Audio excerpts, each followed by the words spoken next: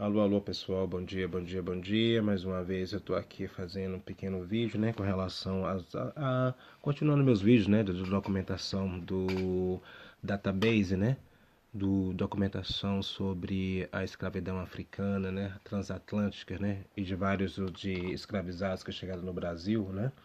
E particularmente como eu tenho fazendo esse estudo mais profundo, né, porque através desse curso, desse meu DNA do teste, né, que eu fiz, né, como eu tinha falado antes, já coloquei alguns vídeos atrás aí sobre a família, né, sua família ancestral e por aí vai, né. Então, assim, continuando, né, essa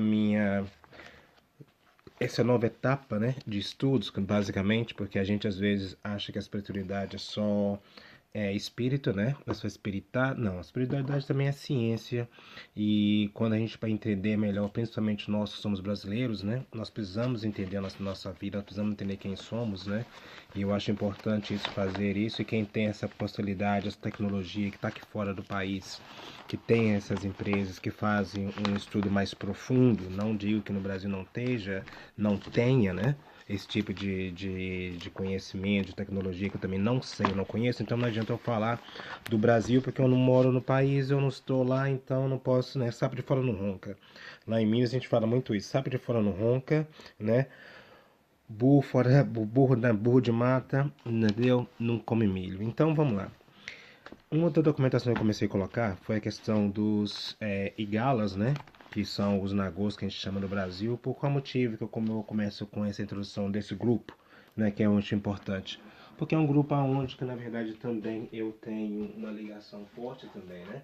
Que é através desse tipo de estudos, né? Que eu fui fazendo, de curiosidade mesmo sobre mim, sobre minha história, porque a gente, pelo porquê, né? Aqui na Europa, quem mora na Europa sabe que a gente tem essa dificuldade. Toda vez que você vai num órgão público, alguma coisa, você tem que classificar, né, a sua descendência, a sua raça e por aí vai, né? E eu sempre odiei esse tipo de situação, que eu achava assim uma coisa absurda. E graças a isso, né, por eu não gostar desse tipo de coisa e também por orientação mesmo de entidades mesmo que eu carrego, né, da minha canda, da minha escola em si, e o pessoal começou a orientar, né, que eu tinha que saber mais sobre mim, saber sobre sobre a nossa história, né, quem que é a história da ancestralidade que você carrega. E principalmente eu sendo brasileiro, uma coisa que aqui na Europa eles colocam muito, o europeu põe isso muito em evidência. Principalmente quando você dá o só que é europeu, africano, o pessoal, né, principalmente o árabe também, ele vai colocar muito isso muito claro, que o brasileiro, a gente não é definido, né, no sentido assim, você vai ver muitas pessoas aqui, principalmente que é brasileira, mas que tem descendência europeia, a maioria, né, que vai se ver. Aí quando você pega uma pessoa que é negra também, que tem uma descendência brasileira, aí o mundo confunde muito. Então, assim, você vai ser qualquer coisa menos brasileiro, né? Eles têm essa noção. Agora, os que viajam, não, se conhece o Brasil, não, aí já conversa com outra história. A primeira coisa que ele olha pra você, ele olha, você é brasileiro. Até chegar, né, a pessoas mais claras, aquela coisa toda, você, o negro, vai ser brasileiro, que ele reconhece isso. Isso é muito interessante. Então, particularmente, eu estou começando a colocar os igalos, porque os igalos são um dos povos também classificados pelos no Brasil, né? Não através dessa documentação aqui, que é uma documentação a nível acadêmica, a nível europeia, a nível não europeia, vamos dizer assim, é um grupo de pesquisadores a nível mundial que levantaram essa documentação. Eu consegui imprimir, demorou para imprimir essa porra, que eu te falar a verdade, consegui uma coisa interessante. Porém, eu comecei a fazer um estudo mais classificado por povos, né? Dos povos que chegaram no Brasil, os povos, por exemplo, aqui eu tenho esses dois. Vamos dar um exemplo aqui, por exemplo, aqui você tem a classificação, né? Do, do número da viagem, da classificação, o nome do homem, né? Que chegou lá ele chegou na Serra Leoa, né? Ele saiu da Serra Leoa, ele foi capturado então no norte, no delta da Nigéria. O nome dele ele é Arrele. Aí, de uma forma atualizada no dia de hoje, seria Agabi. Ele é da descendência do clã Igala, que a gente chama de Nagô no Brasil. Ele tinha 28 anos, ele era um homem, tinha 62 quilos. A viagem aonde ele foi, ele foi introduzido foi na viagem 28, né? 2852. Ele foi o tumbeiro, o nome do tumbeiro era Bom Jesus dos Navegantes. Ele saiu de Lagos, né, no porto de Omim, e foi transportado para Frital, na Serra Leoa, no 13 de agosto de 1825, né? E foi mandado para as Américas. E aqui é o porto, né? Vamos ver se dá para ver aqui. E aqui é o porto aonde ele foi, né? Send out of Serra Leoa. Então ele saiu da Serra Leoa e foi para as Américas. Normalmente, normalmente, dependendo do tumbeiro, que aqui você vai ter vários tumbeiros aqui. Então você vai ter alguns tumbeiros que é interessante. Você vai ver, por exemplo, um tumbeiro que são tumbeiros. Existia muito tumbeiro português, muito tumbeiro espanhol, muito tumbeiro holandês, muito tumbeiro inglês, muito tumbeiro francês, tá? Só que França muitas vezes vão usar esses tumbeiros também, porque aqui você vai ver a origem dos tumbeiros. Aqui você tem que é um tumbeiro que tinha da origem de Aberdeen, na Escócia, de Macklin Island, McCarthy Island, da Serra Leoa, Wilberforce, do Waterloo na Inglaterra, de Market Island em Kent, na Inglaterra. Então você vai ver aqui a origem desses tumbeiros, aonde esses tumbeiros foram construídos, né? De uma outra forma, ter documentação, você vai ter também não só além do nome dos tumbeiros, mas também o nome dos capitães, né? Então, assim, é um documento muito completo, porque aqui o que se fala que foi queimado no Brasil, na verdade, aqui fora, não, tá tudo registrado. Quem chegou, quem não chegou, quem não chegou, quem chegou. Então, assim, e o mais interessante, né, eu tenho essa situação que eu, né, sendo, como é que eu falo? Eu sendo ah, brasileiro, né? Eu sendo brasileiro, eu sendo morando aqui na Europa já há muitos anos, tendo uma certa necessidade de conhecer um pouco mais, né? Que a parte europeia foi uma coisa mais tranquila, porque quando você mora no local, você começa a entender a cultura do povo, você começa a entender, na verdade, quem realmente você é, você começa a entender, né, um pouco mais das coisas que você, né, vive, enfim. Então eu acho assim que ficou mais fácil. Porém, uma coisa que me dificultou muito tempo é a questão de a parte africana, né? A parte africana da minha história, a parte africana da minha família, a parte africana por causa do motivo. Porque quando você tem a mistura de raças, né? Como a gente tinha, principalmente lá em Minas, a gente tinha esse negócio de tabu. E você também não só tem a parte negra, porque a parte negra, acho que acredito no meu tempo já era um pouco mais aceita, né? Todavia, a parte indígena nunca foi, né? Então é uma coisa que a gente sempre tinha que esconder por qual motivo. Quando você tem essa descendência, né, principalmente descendência indígena, essa descendência, quem sabe, né, principalmente quem vive essa questão, sabe que a gente muitas vezes tem que ficar calado, não pode falar, por qual motivo? Porque seus pais não vão ter emprego, na escola você vai ser muito perseguido. E na minha época existia esse tipo de coisa. Na minha época existia isso. Então, assim, na escola a gente tinha que falar muito, ficar calado, né? De algumas coisas, deixava o povo falar e não se comentava porque é uma coisa privada, né? Lembra que na época do meu tempo a gente nem falava sobrenome era coisa de família, não tinha que ficar chamando sobrenome de ninguém, entendeu? Então, assim, a gente usava o nosso primeiro nome, né? E, como diz, e ficava e o restante, quem tinha que saber o seu nome pessoal, sobrenome, é sua família. Não deveria ser, né, ser conhecimento de muita gente. Então, sou mais antigo, sou velho.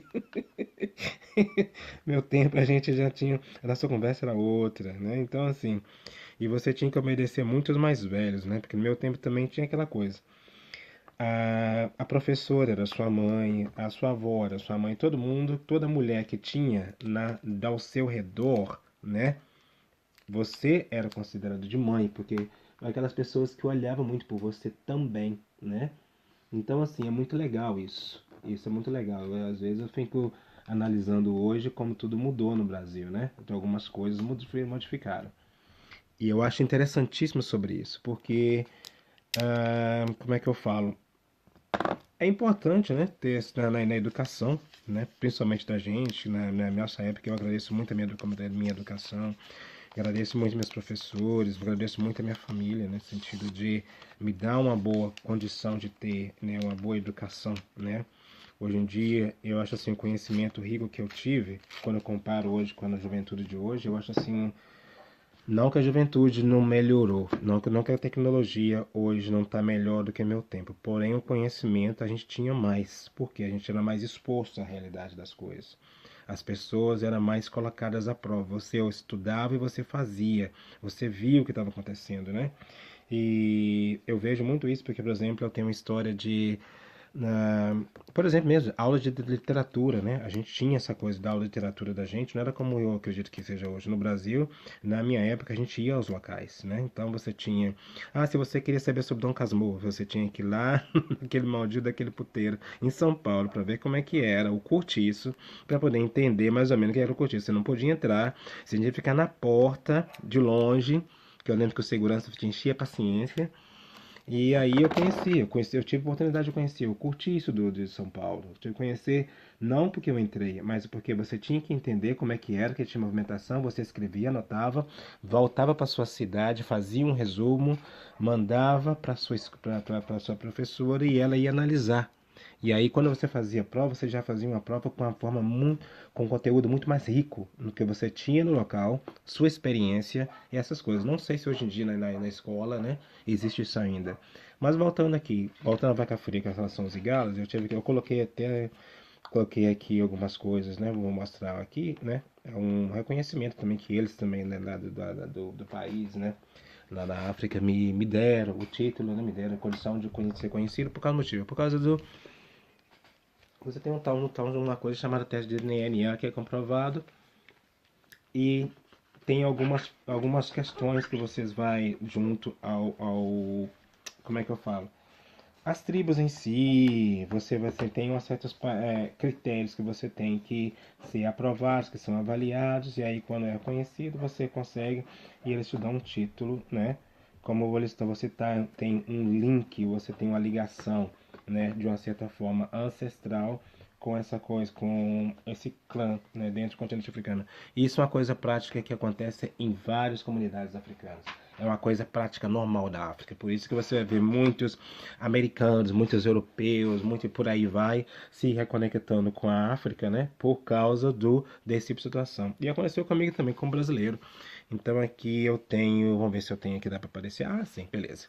Aqui você tem aqui a união e gala dos PIB, network das pessoas, os indígenas e galas, os indígenas, pessoas e galas, né? E tribos irmãs pela Nigéria e além, né? Então você tem o Ataigala Palace, você tem em Ida, no estado de Kogi, na Nigéria. Aí você tem o símbolo, né? Que é do símbolo do grupo étnico de Igala, que é o elefante. Você tem a denotação do poder, da braveza do povo Igala, que é representado pelo leão. E aí você tem a linhagem, né, do primeiro Atala, né, e localização, o nome de todos os Atalas. E isso é uma coisa muito comum dentro do pessoal do Delta na Nigéria. Você vai ver esse tipo de coisa dentro do Benin, você vê isso em Togo, você vê isso na Serra Leoa, você vai ver esse tipo dentro dos Bamuns também, ai, como é que é na região do Mali, né? Ai, Mali não, Mamãe Camarões. Você vai seguir desde a região do Chad, isso, Chad, você vai dizer Sudão, Chad e Senegal, Mali e vai descendo até no esse tipo de classificação, esse tipo de coisa nos Zulus na África do Sul. E aqui vai ter alguma coisa falando sobre mim, né? Tem uma letra, a carta de reconhecimento, você tem na behalf do Paris Gala, taranana. Aqui você tem o Atai Gala, que é o rei, aí você vai falar assim, aí você vai estar falando sobre, aqui tem meu nome, eu cobri porque meu nome, isso é aquela coisa, não tem que tem coisa que não precisa falar. Então aqui, então, The Netherlands é um dos indígenas Nagô do Brasil, né, que está conhecido aqui. E aí você tem o reconhecimento, você vai ter a assinatura e por aí vai. Enfim, essa é uma documentação. Fazendo o trabalho conjunto, né, dentro dos igalos, então esse documento veio a calhar muito interessante, de uma forma que o mestre começa através desse meu estudo, né, que eu fiz desse meu DNA, que está aqui, que eu falei com vocês, né, que aqui você vai ter, né, a questão das ligações, né, que você tem com, por exemplo, no meu caso, né, eu tenho uma ligação muito forte com o pessoal, tanto Yorubá, com o pessoal Vombo, Bantu, então eu sou muito Bantu, né, no sentido de genética. E aí você vai ter na questão, porém, tem algumas coisas, você vai ter Bantu e Galo, você vai ter na questão da descendência, né? Que tem aqui, vamos ver se dá pra ver aqui. Ah, será que dá? Será que dá? Aqui, sua descendência familiar e por aí vai. E para mim foi importante, né, ter essa ancestralidade, né, do oeste da África, do Camarão, do Benin. Então eu tenho essa ligação do Benin, do Semi-Bantu, que você vai ver na questão do pessoal do Noroeste, do Nordeste, né, na questão de África, principalmente do pessoal dos Camarões, do Bamilique, e do pessoal Tikar, né? Eu tenho aqui, né? Então eu tenho essa ancestralidade Tikar também. Eu tenho essa parte dessa questão do Mende, que né, muitas vezes esse Mende vai estar ligado também, principalmente na região do Serra Leoa. Então eu vou ter também na questão do Cacena, né? Que é na questão do pessoal do que na verdade também é o pessoal da Timbelé, que é os Navrongos, que é o pessoal de Paga, que é o Tiana, Cairo, Catiu, Nako, né? Então assim, que é também dentro da linha dos Gurunsi.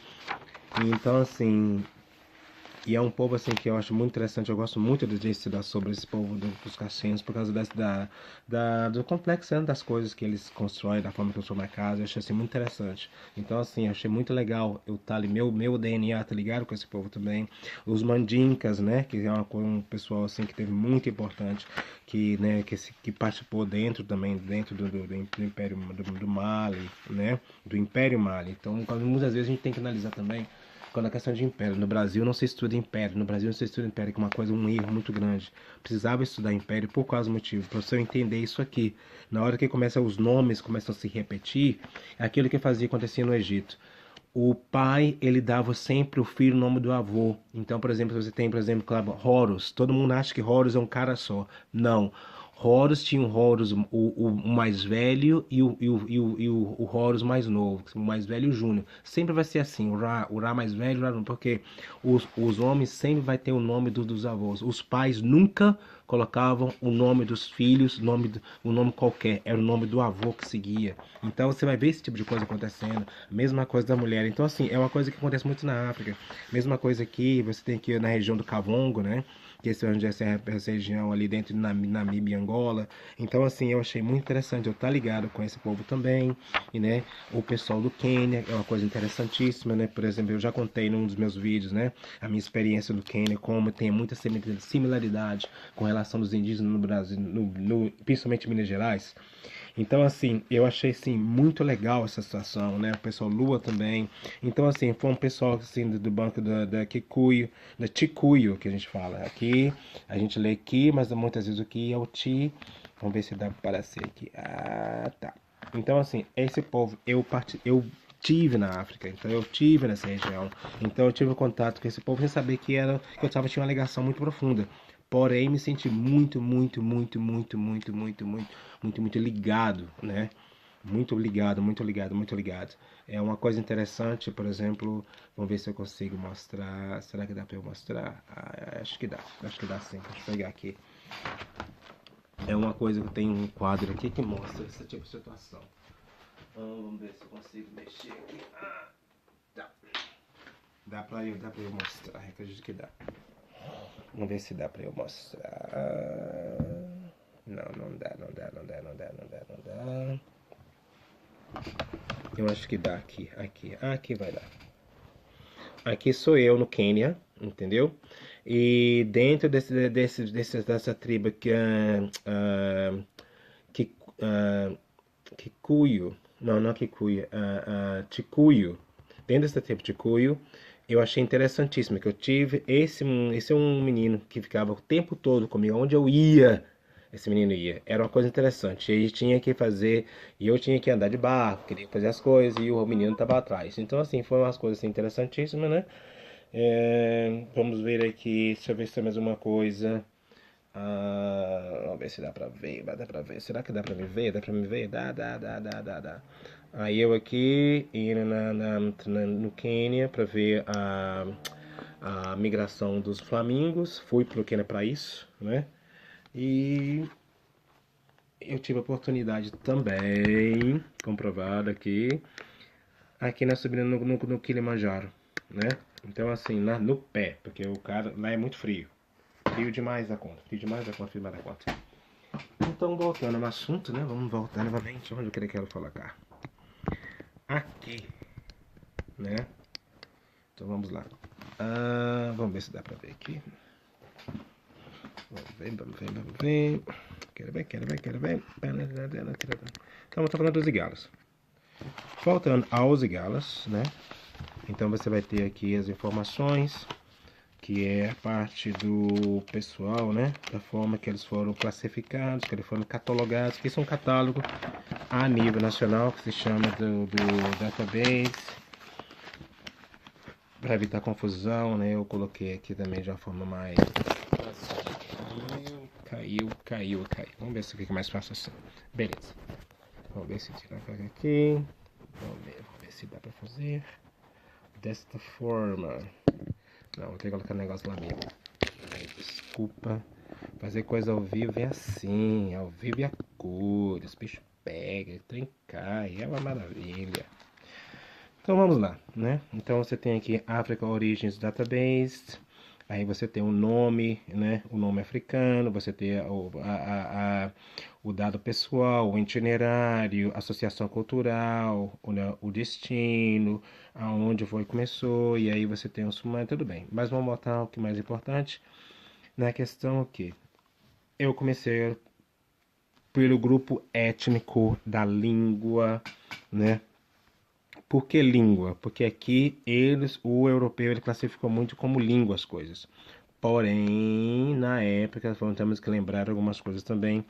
Essas pessoas africanas não se chamavam por esses nomes. Eles tinham outros nomes, eles tinham alguns classificados, novos indígenas, e foi colocado muita coisa assim. Mas voltando ao assunto, aquilo que eu tinha falado antes, né? Aqui você vai ter a identidade é como se fosse o documento, né? O documentário africano em si. O documentário africano tem uma identificação dele aqui, o nome da pessoa na língua indígena, né? No clã indígena, o nome atual da língua indígena de hoje, porque esses caras voltaram a esses locais. Esses historiadores, pesquisadores, cientistas, estudiosos, eles voltaram nesses locais. Então, a partir do momento que eles começaram a pegar os nomes aqui, indígenas estavam das documentações, eles voltaram aos locais para poder atualizar. E aí, identificação Igala, por exemplo, você aqui, o cara foi 14 anos de idade, tinha 56 quilos, né? E aí você vai ver a identidade da viagem, o nome dele era Vecua, que é o que eu falei com vocês, que era a questão dos navios, né, espanhóis ou portugueses, e por aí vai. Ele sai do porto de Boni, vai para do Boni, ele sai ele vai para Freetown, que é, né, a África Livre na época, digamos assim, na Serra Leoa, capital da Serra Leoa. Aí ele chega lá no 18 de 5 de 1822, e aí ele vai ser desembarcado em Havana. E ele sai, né? Na verdade, como esse menino não, ele já morava dentro dessa região. Então ele sai do delta da Nigéria e vai para a Serra Leoa, né? E por aí você tem essa documentação, essa mesma coisa que eu falei aqui, foi do Agabi, né? Que era de 1928, ele chega no Rio de Janeiro, já quando eu coloquei até uma, um corte, né, nos vídeos falando sobre isso, mas voltando novamente, né? Aí você vai ter aqui o Agabi, né? A Hagabi, do Agabi, ele é igual, ele tem 28 anos, ele é um homem, ele tem 69 quilos, a viagem de número 312, 3012, o tumbeiro era Vingador, e aí esse tumbeiro Vingador, ele vai para Onim, em Lagos, vai para Freetown e no 3 de junho de 1828 ele chega no Rio de Janeiro, ele saindo saindo da terra de Lioa. Então tinha esses momentos de parada, né? Mesma coisa aqui, vamos ver se eu consigo uma outra documentação aqui. Aqui você vai ver, aqui eu consegui fazer a documentação de todos os igalas, né? Vamos ver aqui, igala, igala, igala, né? A mesma coisa aqui. E às vezes, pelo fato assim, o mesmo, aí novamente aqui tem um outro também, você vai ver um outro aqui falando aqui também, vamos ver se é o mesmo. Continuando, acho que eu repeti a frase. Igala, engala em Cuba, engala em Porto Rico, engala em Santiago de Cuba, engala em Havana. Eles foram deportados a vários lugares. Mas aí o que é interessante era a questão dos tumbeiros, o nome dos tumbeiros. Você vai ver que o tumbeiro vingador ia para o viajeiro, a campeadora, ele ia muitas vezes para Cuba, Juan ia para Cuba, o Temerário, Esperança, esse aí via muito, esse saía do Brasil também. Então você vê que esses tumbeiros passavam no Brasil e seguiam para o Caribe. Saía do Brasil, ia para o Haiti, saía do Brasil, ia para o Haiti.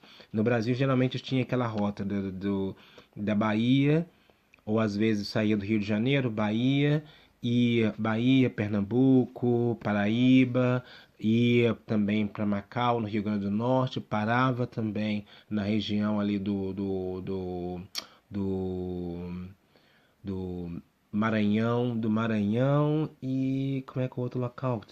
São dois lugares. Era Pará e Maranhão, porque tinha eles também estavam ligados na Companhia de Grão-Pará. Então, voltando, então continua a mesma situação, né? Então você vai ver o nome dos locais. Então, assim, os nomes dos escravizados estavam todos, tá tudo catalogado, tá tudo catalogado, tá tudo catalogado. Vamos ver aqui, aí você tem esse clã e gala, aí novamente você tem um novo grupo de pessoas, esse novo grupo de pessoas, agora aqui do Rio de Janeiro. Aí você tem esses igalas aqui que chegou no Rio de Janeiro, né? Vamos ver assim, vamos ver se dá. A claridade tá muito forte, acredito, né? Mas enfim, vamos lá, vamos ver se dá. Vamos ver se dá pra fazer aqui. Aqui, vamos ver se dá. Chegou. Isso, melhorou. Tecnologia a gente vai aprendendo, né? Então você vê aqui a identidade da viagem, Abnem, então o Abnem, a Arene, o Osodafé, o Dia, ele era Igala, um Igala de 25 anos, outro Igala de 26 anos, o de 26 anos de 66, o outro de 25 de 16. Ele chegou nesse navio Esperança. Esse tumbeiro Esperança, ele vai fazer muitas viagens no Brasil. Eu ainda não calculei assim o total de viagens, mas tem como fazer. E aí ele sai do porto de Boni, e aí ele vai para Freetown, e aí ele chega no Rio de Janeiro de 13 de outubro de 1936, né? E era aquele negro liberto.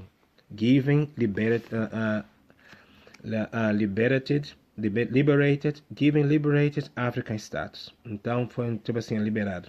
Com certeza esses caras aqui, eles já trabalhavam com europeus, eles já trabalhavam.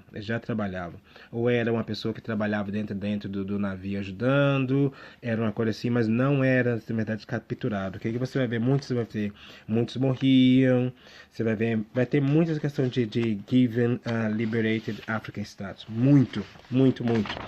Então, assim, aí cai também por terra aquela coisa, todo escravizado quando o Brasil foi escravizado? Então, não é tão assim como se fala. Quando você começa a analisar a documentação, a conversa muda muito. Mesma coisa, o Igala aqui também, a Igala, 23 anos, ele era homem, chegou de Bonn, mesma coisa. Aí em 1913, você tem essa leva de escravos aqui que chega no Brasil. Leva de escala, principalmente. Aí quando você conversa com os escalas, né, com os igalas lá no Brasil, os Nagô, né, e eu converso muito com Agbar. Então, muitas vezes, ele também reconhece que esse nome que era o nome dos guerreiros. Você vai ver muito Igala, tem muito de guerreiros capturados de guerra, né? Então você vai ver muitos desses guerreiros que foram deportados do Brasil, muito. Então por isso você vai ver a maioria ser homem, muitas vezes alguns nomes vão ser repetidos, entendeu? É muito interessante de ver isso, Muito interessante, muito interessante. Deixa eu colocar aqui, já modificou, né, a documentação. Aqui eu comecei a analisar de uma certa forma, né, o nome urbano do navio, o nome do navio, a identidade. Aqui eu queria colocar o nome de mulheres. Eu consegui começar a analisar, por exemplo, de pessoal de Cabinda, né, o tanto de mulheres que foram de Viera. A maioria você vai ver aqui na questão vai ser mulheres, algumas mulheres vindo de Cabinda, né? Então, pegaram a Copa de Cabinda, de Índia Agpá, na Gâmbia, no Bright de Biafra e do Golfo da Guiné, né? Então, você vai ter essa muito do Rio Pongo. E eu acho muito interessante essa documentação. Então, aqui é da parte do Congo, da parte de Cabinda. Deixa eu ver se eu coloquei mais alguma coisa aqui que dá pra ver, né? A primeira, isso aqui é o meu troféu, no sentido de conhecimento. Eu achei interessante. Aqui você tem a primeira mulher, né? Essa mulher, ela não tem identificação. Eu ainda questiono se ela foi escravizada ou não, mas eu não acredito que ela foi escravizada. Eu não acredito, não acredito, não acredito. E essa mulher, ela sai, né? Ela não tem um específico núcleo épico, ela vem pelo tumbeiro Aurora, ela sai da Costa da Mina. Quando eu falo Costa da Mina, você está falando de Gana, você está falando de Serra Leoa, você está falando de vários países ali, você está falando de Senegal, essa região aqui da Costa do Ouro, né? Costa da Mina, Costa do Ouro, que fala. E né, ela chega na Bahia em 1806. É muito interessante. Muito interessante, muito interessante, muito interessante. E eu vou colocar uma outra documentação aqui, voltando também ao pessoal Igala, que já é uma coisa mais que eu já, né, voltei novamente, aquilo que eu falei, de 1736, você vai ter o do Arene, que é a mesma coisa, você vai ter os Igalas aqui falando, os Igalas. E aqui é o que eu queria colocar, que a gente não, no Brasil não tem, ninguém fala sobre essa merda, e é interessantíssimo. Quando depois que você fala dos Igala, você começa a ver também um novo povo chegando no Brasil, que é o pessoal Igbo. Esse pessoal Igbo é o pessoal que você vai ver dentro do pessoal do Biafra, né? Então, do Biafra. E aqui é muito interessante, quando você fala de nigeriano e Biafra, é muito. Eles são assim, as pessoas têm brigam com os outros, separa. É uma confusão no Brasil, lá na Nigéria por causa disso. Porém, os Igbos foram do povo do Brasil também. E o que o português fez? Ele colocou esse povo aqui como tudo como Yorubá. E na verdade não é. Não é, não é, não é. Por quê? Porque você tem que analisar a questão também da migração, aquilo que eu falei, da migração Sinegala, você vai ter na migração que eu coloquei nos outros. Eu coloquei no outro vídeo que eu fiz, né? Então eu expliquei sobre negações também. E esse povo aqui andou junto. Então quando você pega o pessoal Igala, que são o pessoal que já veio lá dos Igala, já é mais dentro do Egito mesmo. Eles descem do Egito e vai, né, pro oeste africano. Você tem o pessoal Yorubá, que já vai ter mais essa paixão da parte dali, eles são do norte do Sudão, acredito. Eles já começam nosso Sudão, eles também entram nessa mesma migração, nessa mesma rota de migração. Esse grupo se agrupa com eles, né? Não tem essa coisa de guerra, tem essa coisa do agrupamento. E eles descem, porque eles eram fugitivos de guerra, né? Quando os persas começam, né, a invadir o Egito, o Romano, por aí vai, esse pessoal desce fugindo, e aí você tem essa migração. Então você vai ver o Igala, Biafra, Yorubá, Nupe, também você vai ver esse pessoal assim, tudo é muito junto. E aí você vai ver esse pessoal também dentro que de uma certa ligação também você vai ver o pessoal eu esqueci o nome agora, também na Serra Leoa, que está diretamente ligado com o pessoal Igala, que esse Igala está diretamente ligado com o pessoal lá no Quênia, que é o pessoal do Tikuyu no Quênia também. Então, a Lua, eu acredito que seja isso. Eu tenho que lembrar os nomes corretamente, mas quando eu escrevi eu coloco o nome. Então, independente disso, você vai ver que esse pessoal aqui, né? O pessoal do Igbo, você vai ter muito Igbo indo para Santiago de Cuba, né? Porém, ele vai pegar, né? Ele vai ser pegado de onde? Do Porto de Martinique. Então, esse pessoal sai do norte, do delta da Nigéria, vai ser deportado para Martinica. Da Martinica, ele vai para Santiago de Cuba. né? Então você vê esse navio, né? E aí você vê os nomes dos navios. É Temerário, Esperança, Amélie, né? Então, onde que esse pessoal, né, que foram, né, pegados do Brasil. E aí você começa aqui aonde o pessoal dos Camarões, né? Que você tem o Matongai, que é o Balundo Bima, né? É uma senhora, ela tinha 31 anos, a outra tinha 9 anos, né? Então você vê, ele foi pelo tumbeiro Invencível, desculpa, Invencível. Eles foram capturados aqui, né, dentro do rio Camarões. Foi mandado para Frital na Serra Leoa, e de Frital na Serra Leoa a de Matongai, de Matongai, ela morreu, né, na Serra Leoa. Ela na viagem da Serra Leoa para o Rio de Janeiro, né? E isso aqui ela estava sobre o governo, esse tombeiro Invencível, sobre como é que eu falo? Sobre domínio, né? Não domínio, mas sobre a esquadra britânica em si. E aí você vai ver, né, esse tombeiro chegando no Rio de Janeiro 20 de fevereiro de 1927. E aí aonde você pega aqui esse pessoal agora, Bamenfa, daí vai ser Bamenfa, e aí você vê eles, pessoal, sai de Camarões, essa mulher aqui também, não, um senhor de 30 anos, ele vai para Camarões, ele vem pelo navio Manerito, aí ele vai para Calabar, no porto de Calabar ele vai para Freetown, de Freetown ele vai para Havana, e você vai ver que muitos vão sair, que aqui depois ele passou um tempo em Serra Leoa, que ele estava settled em Serra Leoa, e aí sobre a desembarcação de Waterloo. E aí esse navio ele termina na Inglaterra, né? Esse tombeiro, a parte final dele vai na Terra, porque esse tombeiro também carrega muito material, ou algodão e por aí vai. É coisas assim que depois eu vou classificar, vou mostrar. Mas voltando ao assunto que eu queria falar, esse esse pessoal Bamenda, que aí primeiro Bamenda, um dos primeiros Bamenda chega no Rio de Janeiro, né? Que era o Ozumba. Aí esse Ozumba, ele chega da viagem, né? Esse no registro de registro 9.721. Aí o Ozumba, ele chega no Rio de Janeiro, ele é Bamenda, ele tem 21 anos. Não é ele, é uma mulher, né? Ela tem 56 quilos. E elas também vêm pelo navio Invencível. E ela também é da região do Rio, do Rio Camarões. E ela é mandada para Freetown.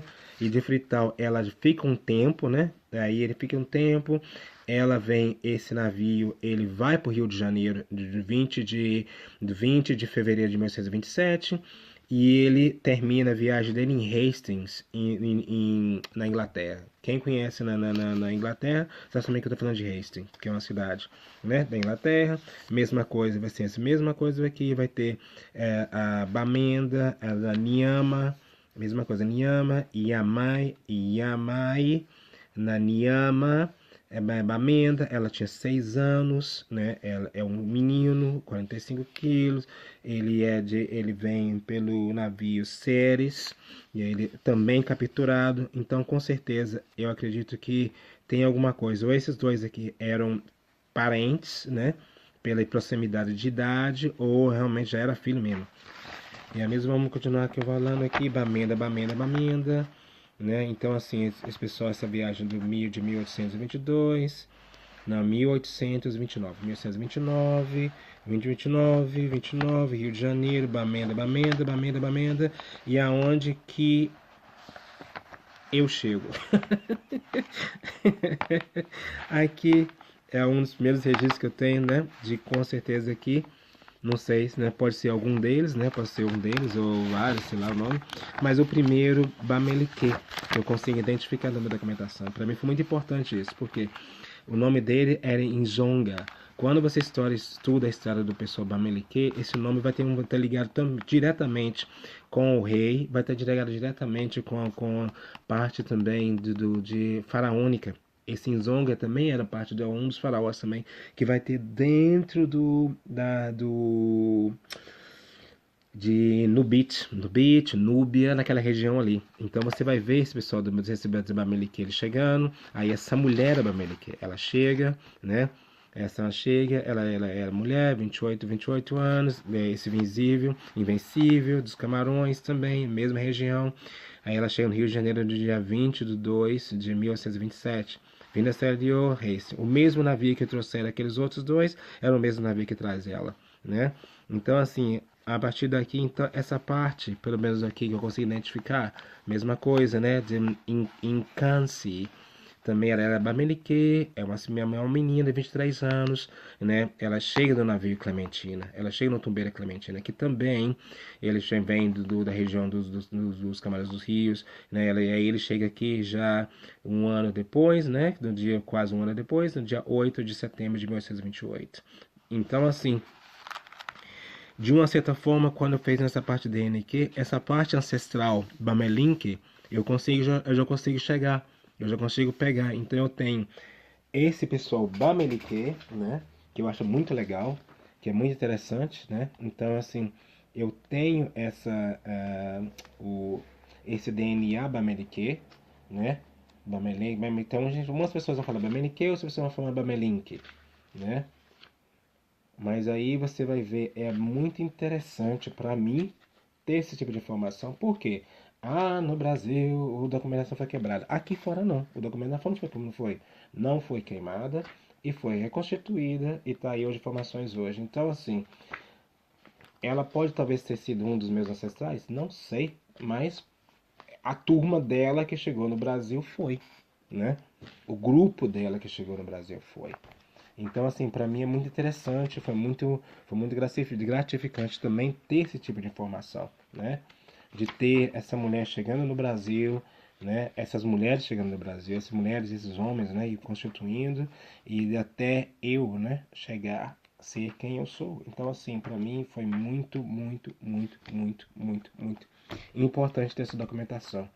E eu acho assim, não é só importante para mim, é importante para muitas pessoas também, porque é a gente fala que a gente é brasileiro, mas brasileiro ele é multicultural. É um povo multicultural. Por ser um povo multicultural, você tem que saber de onde você vem, qual que é o seu DNA, qual que é a sua descendência, qual é o seu grupo étnico, né, nos outros países também. Que aí você consegue entender a sua referência, de onde você vem, de onde você chega, né? Então tá aqui, eu tenho aqui, né? Aqui o Bamelique é onde que eles falam que é o semi-bantu, né? Então vai ser o semi-bantu, aí você vai estar falando aqui. Então você vai ver aqui, vamos ver se dá. Ah, tá aqui, tá aqui, tá aqui. Aqui os três maiores grupos que falam do semi-bantu langos em Camarão são Bamelique, Bamu e Ticá. Então essa é a base do meu DNA também, quando eu falo no que é semi-bantu. Por que é semi-bantu? Porque é uma mistura do pessoal que veio da região do Vale do Nilo, juntamente se integrou também com o povo Bantu, e aí ficou semi-bantu, porque eles falam a língua. Porém, na maioria das vezes, você vai ver muitos estudos falando ainda mais, né? Que, por exemplo, aqui, eles estão falando aqui. Vamos ver se dá pra ver. Vamos ver se dá pra colocar aqui. Ah, tá aqui, aqui. Aqui no passado, para você estar, o Bamelique originalmente foi migrado do Camarão, do Egito, no século 13 e 14. E hoje o Camarão é semi-bantu pripo, né? De pessoas, de classes, ela foi incorporada, né, da multiplicação de bantus, de grupos bantus, né, e também com o Bamelique. Então, o Bamelique é dividido aí com uma explicação como é que é a vila, e aí você começa a ver a semelhança que existe, né, dentro de algumas coisas, da forma que eu acredito assim, quando esse pessoal chegar no Brasil, que vira também as ocas dos índios brasileiros, né? E você vai ver isso, é muito interessante. Isso aqui é também a canoa ticá, né? Que você vai ver esse tipo de canoa, você vai ver muito. É um do na região do Camarões e na região do Congo, norte do Congo. E quando você vai para o Tefurem, no Museu Tefurem, onde eu tive, tem uma dessas canoas lá. Enorme, enorme, enorme. Aí voltando, Mendes. Vou voltar aqui, não, senão eu vou perder a concentração. Eu vou continuar no outro vídeo falando sobre isso, tá? Sobre esse pessoal Bamelique.